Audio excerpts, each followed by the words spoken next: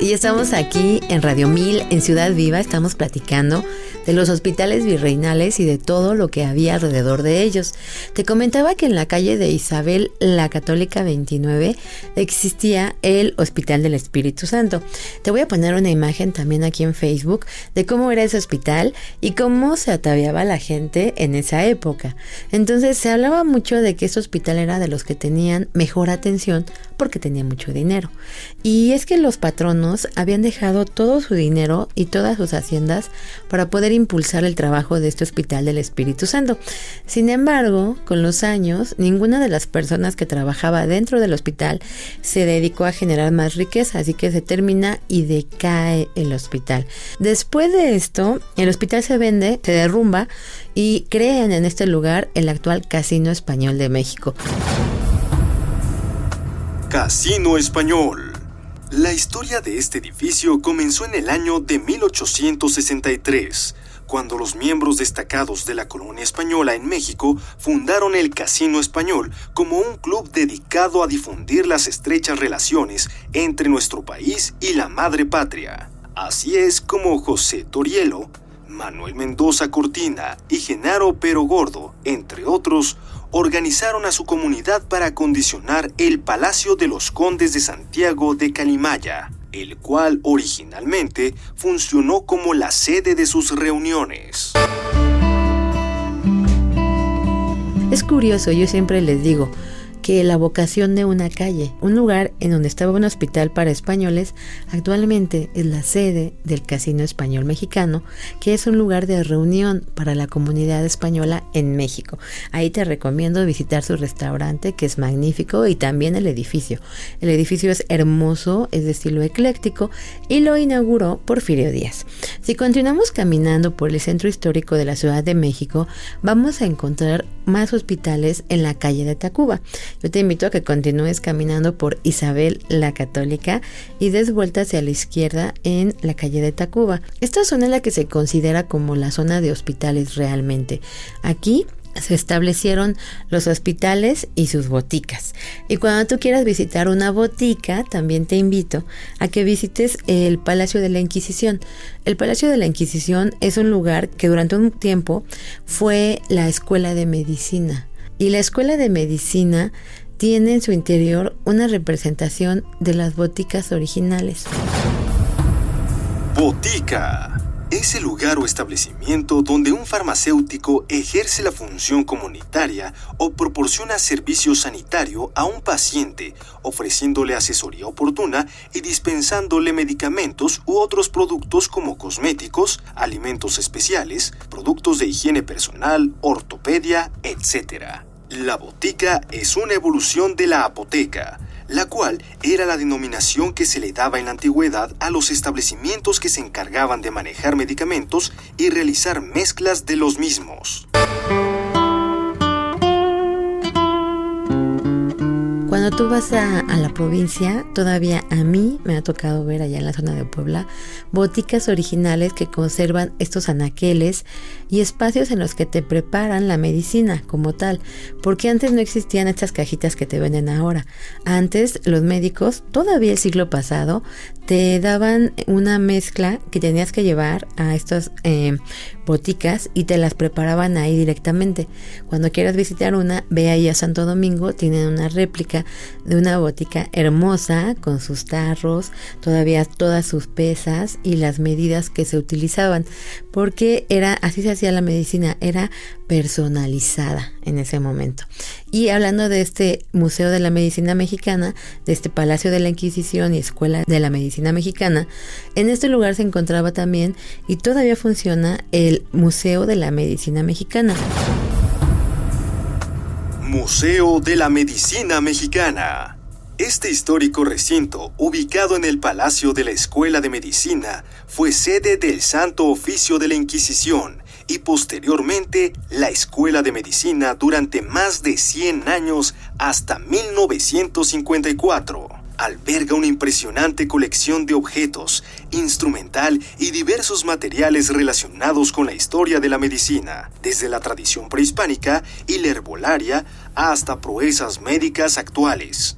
Tiene una botica original del siglo XIX, modelos anatómicos de cera, gabinetes médicos de los primeros microscopios, hasta una sala de exhibiciones temporales que presenta artistas contemporáneos que interpretan la colección. Sin duda, el tesoro del museo es la sala de embriología, única en el mundo, donde podemos admirar embriones y fetos reales en una secuencia de las etapas del desarrollo humano a partir de la 4ª semana y hasta previo al nacimiento.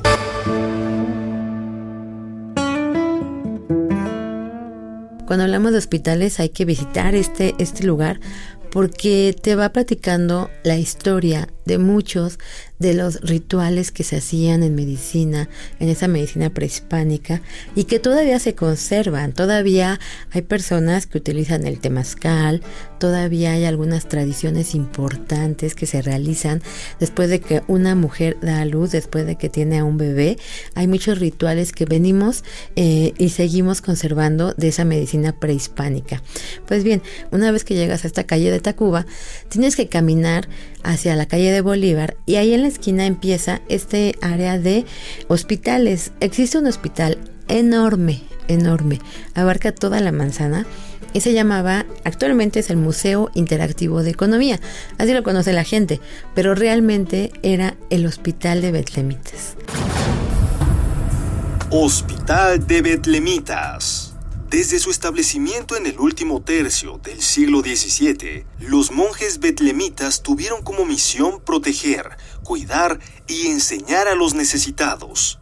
Vestidos de tonos ocres que cubrían hasta su cabeza, salían a las calles de la capital novohispana a asistir de manera directa, a diferencia de otras órdenes, a los pobres mendicantes. Su familiaridad e inclinación hacia los menesterosos los llevó durante los movimientos de independencia a tomar partido por los insurgentes, afecto que les costó caro, pues hacia 1821, una vez controlada la rebelión, su orden fue suprimida por decreto real, sus hospitales cerrados y expulsados los hermanos con todo y sus votos de pobreza. De las cenizas del enorme convento se levantaron sus actuales paredes. Del abandono que sufrió durante décadas, logró rescatarse parte de su estructura original y se pudieron reconstruir algunos detalles. Su planta original fue dividida en su capilla, en donde inicialmente se instaló el Colegio Militar, y luego se creó el Museo del Ejército y Fuerza Aérea Mexicanos. Fue separada por la calle de Filomeno Mata. El edificio neoclásico del Club de Periodistas ocupó su costado sur, aunque la mayor parte de aquel enorme edificio consagrado a proteger a los pobres, hoy día alberga paradójicamente el primer museo dedicado a explicar el funcionamiento de las leyes económicas. En voz de Sergio Manuel Rivera, subdirector de Comunicación y Relaciones Públicas del MIDE. El Museo Interactivo de Economía es una gran experiencia para todas las personas, porque finalmente te enseña que tú eres un actor económico, que tú puedes tomar tus decisiones, que busques las mejores decisiones para ti, que te procuren bienestar, que hagan que tu economía personal o familiar, o incluso para tus amigos, sea totalmente favorable.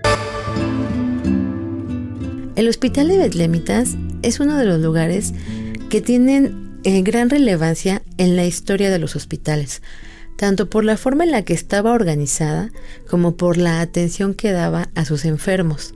Y es que realmente las órdenes sí tenían ahí algunos, no pugnas, pero sí estaban compitiendo por quiénes eran las mejores y quiénes apoyaban más. Aquí viene una tradición también de un santo que es San Camilo de Lelis. San Camilo de Lelis funda una orden hospitalaria y su túnica, todo su hábito era negro. Y tenía en el brazo izquierdo una cruz roja que indicaba que era su orden hospitalaria, y esto se hereda para dar paso a la Cruz Roja actual. Entonces muchos de los colores que usaban ellos y de los símbolos que utilizaban todavía se siguen utilizando. En el caso de este hospital de Betlemitas, es una belleza. Yo te invito a que lo visites. tienes que visitarlo. Yo recuerdo que estuvo cerrado cerca de 20 años y la gente lo veía y sí leíamos mucho de qué había en ese espacio, por qué se hizo, cómo era esta orden de los betlemitas que realmente había llegado originalmente a Guatemala. Se traslada aquí a la Ciudad de México. Iba a administrar el Hospital de San Juan de Dios en la Plaza de la Santa Veracruz, pero no lo hace y le asignan este espacio de betlemitas, que fue el mejor hospital que existió en su época.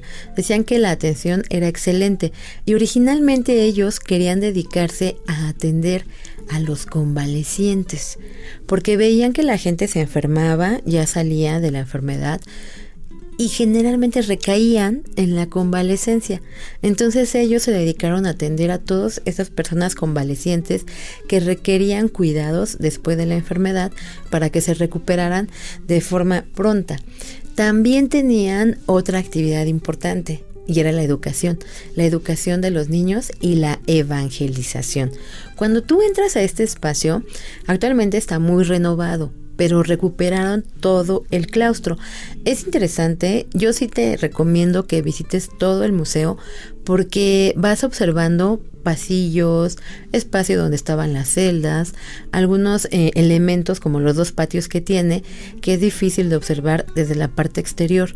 Pero cuando llegas a este lugar, llama la atención su claustro, la iluminación, la cantera, el tezontle y también la representación que hacen a las 12 del día. Hay un audiovisual en el que sale un fraile betlemita y te platica de todo lo que sucedía al interior de este espacio, de toda la historia que había, de todo lo que se vivía en este lugar, y también te cuenta mucho del momento en el que el lugar se tiene que abandonar y se convierte en vecindad. Sin embargo, la tradición de los hospitalarios de estos betlemitas ahí quedó y todavía permea en la historia y en los libros cuando se habla de la grandeza de los betlemitas que tienen que salir de aquí. ¿Qué sucede en 1812? En 1812 se cierran todas las órdenes hospitalarias, todas. Entonces desaparecen estas órdenes hospitalarias y es precisamente en ese caso el virrey quien se hace cargo de los gastos. Cambia la atención, sí cambia, hay cosas que ellos no van a observar y van a empezar a surgir los hospitales ya de no sería del Estado, sería de los virreyes a cargo de ellos y ya directamente ellos son quienes los mantienen. Pero vamos a platicar de estos últimos hospitales que surgen cuando regresemos aquí a Radio 1000. Ciudad Viva, una invitación a crear postales sonoras.